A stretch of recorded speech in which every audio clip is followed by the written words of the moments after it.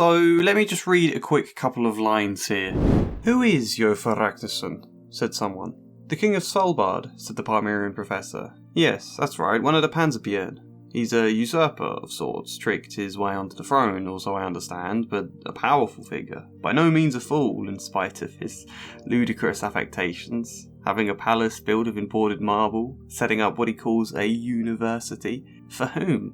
For the bears?" said someone else, and everyone laughed. These lines do something very clever without you even noticing. On the surface, this just looks like any generic moment of one character explaining who another character is, but it's not. There's something more here that I find so fascinating and arguably makes this one of my favourite lines from this book. This book that has the best use of exposition I can think of. Crafting exposition in stories isn't technically that difficult. You just have to look at the many terrible examples of exposition out there, and it's easy to see, okay, don't do that stuff, like don't leave massive dumps of information, try to weave things in through character and theme and dialogue whenever you can, but also I think, don't be too afraid to take a moment to just quickly explain something. I think sometimes the worst exposition is when it's trying so painfully hard to avoid any even minor exposition dumps that it comes up with all sorts of contrived ways to cram it into dialogue or whatever when it really doesn't fit. Like, my personal annoyance is when you see two characters go vastly out of their way to explain things to each other that they both already know just for the sake of the audience. So yes, doing exposition well enough for a story isn't massively difficult. Doing exposition brilliantly, however, that's much harder, which is why I want to talk about the first book of Phillip Pullman's series, His Dark Materials, book 1, titled The Northern Lights. We're going to talk about that because I think it does a brilliant job. We're also going to quickly touch on World Anvil because A, I use and love their site, and B, because they're sponsoring this video, obviously. But right now, let's just get going with the big point number 1.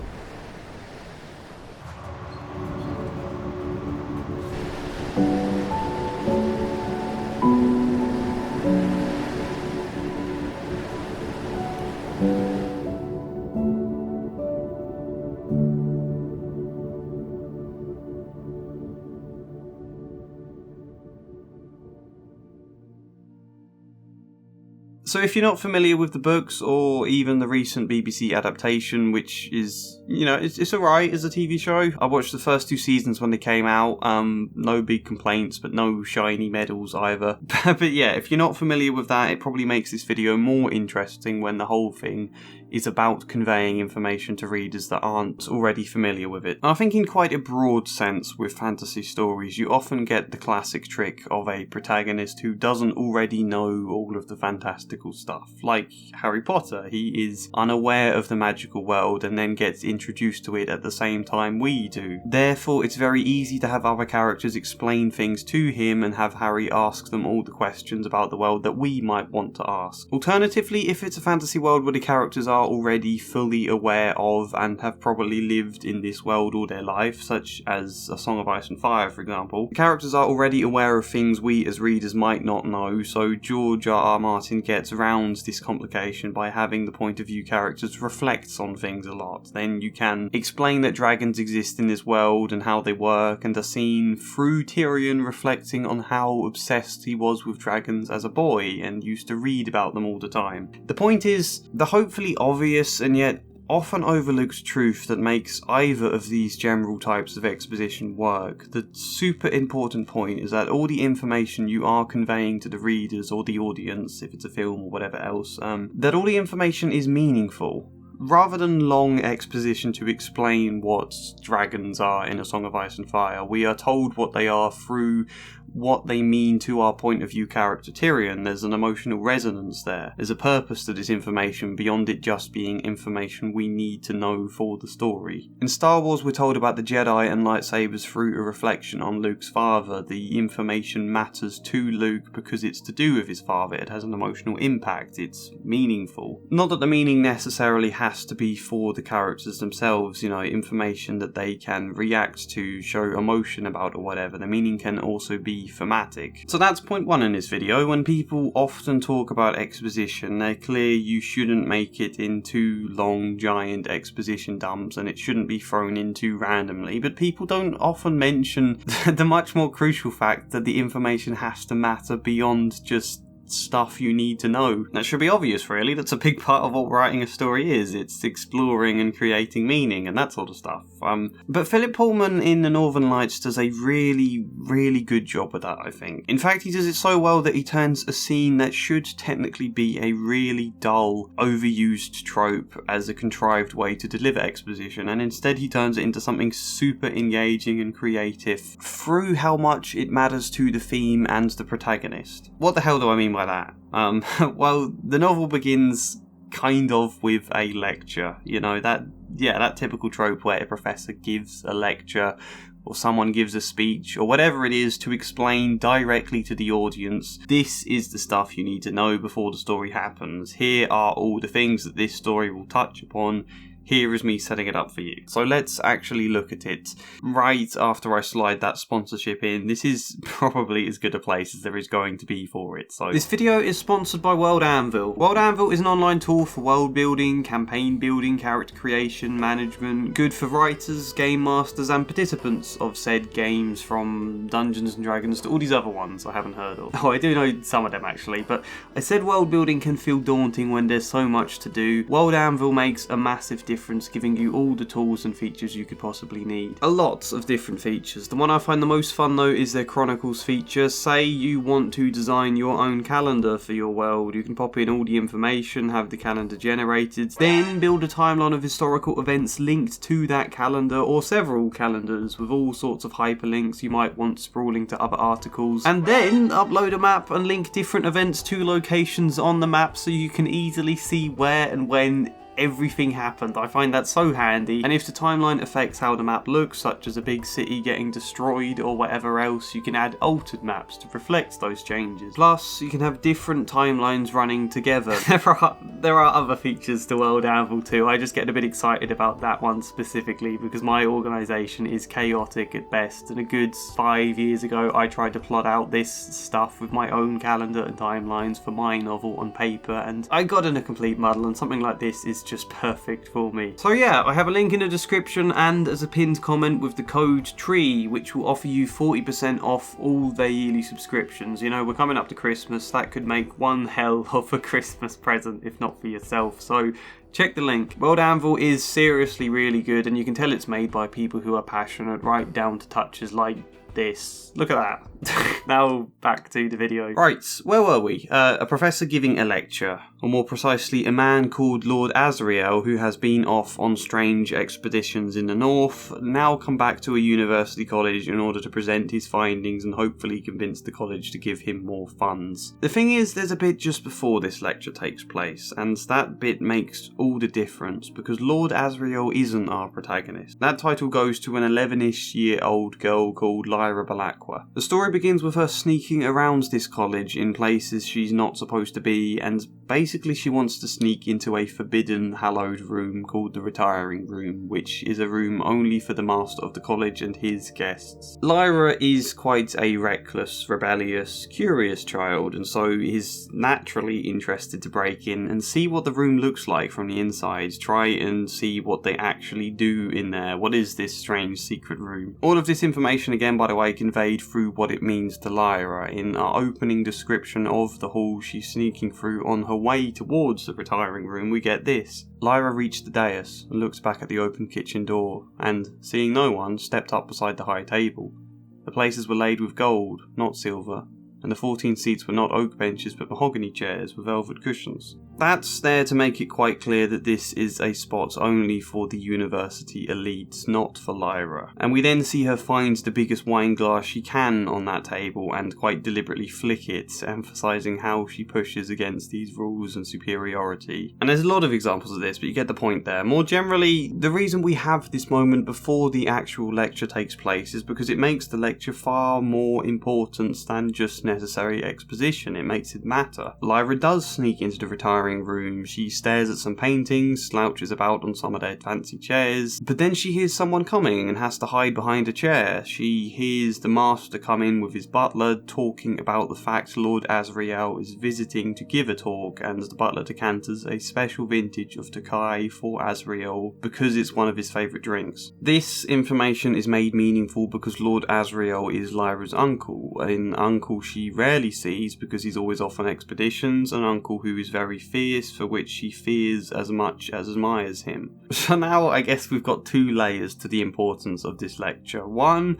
Lyra can eavesdrop on a lecture in a retiring room because she's curious to find out what the hell all these elite secretive scholars actually get up to. She's supposed to just be a kid who is always dismissed, which is also kind of one of the themes of the story, by the way. Kids are not so stupid and innocent and easily dismissed as adults sometimes want them to be. Two, the second layer being it's her uncle giving this lecture. So she also gets to find out more about him, this man she rarely sees who never tells her anything about his expeditions. It matters then not just as exposition, but as her getting to learn more about a man who always keeps her at a distance. And then there's a third layer too, because as the master's in there, he waits for the butler to leave and then discreetly slips some sort of liquid into the decanted Tokai meant for Lord Asriel. A liquid Lyra infers is probably poison. The master is going to try and poison Lord Asriel before he can give his lecture. And then the master leaves and Asriel comes in and goes to drink when Lyra bursts out and warns him about the poison. He's furious that she's been sneaking in there and he doesn't show much gratitude, but it's too late for her to leave now because more people are coming to the room, so Asriel has her hide peering out of a wardrobe and tells her to pay close attention to the master throughout the lecture. So not just is she curious about the scholars now, not just is she curious about her uncle, but she's also spying to find out why the master just attempted to poison her uncle. And if he did actually attempt to poison him, did Lyra get it wrong? What is it about Asriel's lecture that he wants to prevent? All of this drama and tension built up in advance of any of the proper exposition that will set the story and the plot. Because of having had this moment, because of how much this lecture now matters so deeply to our protagonist Lyra, we are then on the edge of our seats to listen to the lecture. And I just think that's masterfully done, you know. People often talk about setting out a bit of exposition as a kind of overview and then introducing you to the character. Here we're introduced to the character and have layer after layer slowly added and gradually built up, and then we get the stuff that sets the entire world and what the story's going to be, and I just really like how that's done. It's masterful. Now let me make a different point. So I was originally going to break down the opening scene line by line, but I decided it isn't really that necessary. Let's take a quick look at the opening lines all the same though. Lyra and her demon moved through the darkening hall, taking care to keep to one side out of sight of the kitchen. That's the first sentence, and there's an obvious question here. What the hell is her demon? We don't know, it isn't explained. We can infer it might be something to do with a demon, maybe? That it's some sort of companion she has, but nothing is explained to us here. And then she sneaks up onto that dais with a description I showed earlier. She flicks the wine glass, then, "You're not taking this seriously," whispered her demon. "Behave yourself." Her demon's name was Pantalaimon, and he was currently in the form of a moth. The dark brown one, so as not to show up in the darkness of the hall. And that's pretty much all the explanation we get for ages, really. A demon is some sort of companion that can speak to her and is clearly able to change forms in some way or another. You know, so that's point two. If point one was make the exposition matter, point two is explain just enough for people not to be confused, but for them to somewhat infer what they need to know. Create intrigue. Don't explain so much that it removes all the intrigue, all the interest to read on and find out more. We later see the master is accompanied by a demon in the form of a raven when he comes in, and the butler is accompanied by a red setter demon, and Asriel is by a snow leopard. We're just told that quite quickly in a description. So, okay, we can infer that demons seem to be some sort of an ordinary thing that everybody probably has in this world that is a companion in some sort of animal form. That's all we need to know right now. Not all fantasy stories have mystery elements, obviously, but I think getting to infer and puzzle out some of those aspects of the fantastical world for ourselves is a really engaging, satisfying thing in stories, mystery or not. And here's a similar point as well. There is no mention at all in the first chapter what Lyra really looks like, how old she is. We can infer she's a child based on several bits of evidence, but why the hell is a child at a university? What's going on in any of this? None of these things are really explained until the third chapter, after all of this tense drama of the lecture and the poison and everything else has been concluded. And that's quite unusual, I think, for a story to hold out on all those bits of information. It could be confusing or slightly annoying to have to wait that long, but I think it works really well because of the pace. So that's point 3. Use exposition to match or help dictate the pace of the story. No story works if the pace goes 100 miles an hour at every moment. That would just be overwhelming, you know? You'd want it to ramp up slowly, climax, then settle down for moments to breathe before ramping up again later on, and so on, this kind of up and down fluidity. And so because this story begins here with a fast pace, although even then it doesn't start right in the thick of the action, but still, this story begins with a fast pace. Therefore, Phillip Pullman lets that pace be fast. He doesn't slow it down by putting in too much exposition, stepping back to explain too many things. He instead waits for a moment where you naturally want a slower pace. And then he uses exposition to provide you with that slowness. And so chapter 3 begins with a long exposition about the college and Lyra's life and all of those things. And in a way, that is an exposition dump we then get there. But for one, it's not slowing down the pace of the story because we want that slow pace in that moment. 2, it's all information with a great deal of meaning and that matters to Lyra and the themes and everything. And 3, again, it still leaves a lot of intrigue. But yeah, so I guess if you can see the rhythm in your story, you can use the exposition to help match and enhance that rhythm where appropriate. But anyway, let's actually get to the lecture that I've kind of skirted around the edges of so far.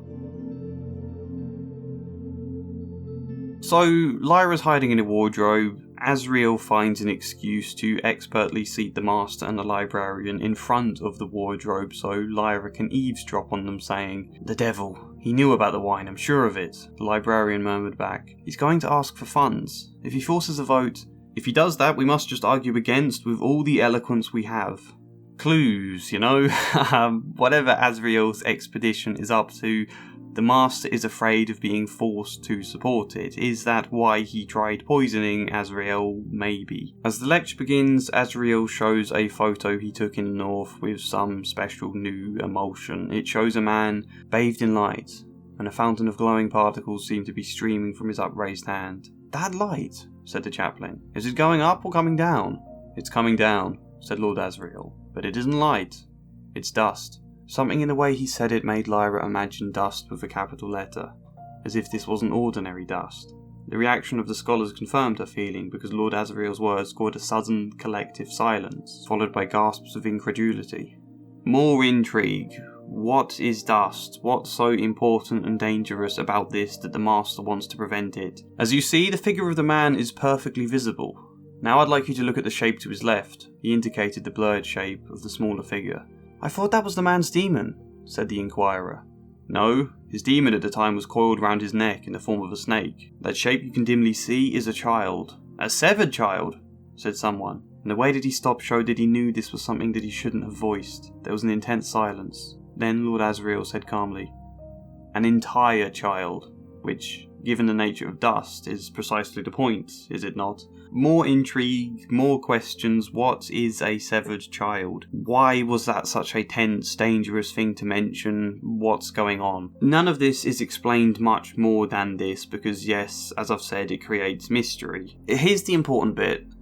Realistically, we aren't supposed to understand what the hell this all means because Lyra is our perspective, a child who is spying on all sorts of grown-up, scholarly, scientific and philosophical stuff that mean very little to a child. Of course we don't understand this because of course she doesn't understand. And because even more importantly, that's the big theme going on here, an innocent girl stumbling on a whole world of stuff that she's not meant to know about. The retiring room is meant to be secret to her, Asriel's expeditions are meant to be secret, all the politics that goes on, the brutal reality of a world where people get murdered with poison and all sorts. Also there's a severed head in this scene, I'll just throw that in. Stuff that's not meant for Lyra as a child, and yet here she is, peering in on it all. A big theme to do with innocence and knowledge, what children are meant to know, adults hiding truths from children, is that good or not? A theme that even expands to a religious level with allusions to Adam and Eve and the Tree of Knowledge. So, in short, not only does this exposition scene matter to Lyra for all sorts of dramatic and emotional reasons, not only does it set up an important mystery that the story is all about unravelling, but it also ties all of this seamlessly to the fundamental themes of the book. Of course we don't quite understand what's going on here, that's kind of the thematic point. So now let's come to that weird quote I began this video with. It comes when all the scholars are discussing everything after the lecture, Lyra still hiding in the wardrobe. Yes, that's right, one of the Panzerbjörn. He's a usurper of sorts, tricked his way onto the throne, also I understand, but a powerful figure. By no means a fool, in spite of his ludicrous affectations. Having a palace built of imported marble, setting up what he calls a university. For whom? For the bears? Said someone else, and everyone laughed. Phillip Pullman, very early into the story, is throwing in some pretty mad exposition here. He's telling us there is a king of the polar bears. They're not technically polar bears, but never mind that. King of the bears who has imported marble and a palace made out of it and is setting up a university. It's explained very directly here, except we also don't actually understand it yet, unless you happen to know that Panzerbjörn literally means armoured bear, but even then you might not take this literally. Because I think if we did clearly understand this here, it would come across as absolutely ridiculous. Bears with a university, what is this book? You know, we haven't yet settled into the fantastical nature of it, so throwing something like that in so abruptly is a bit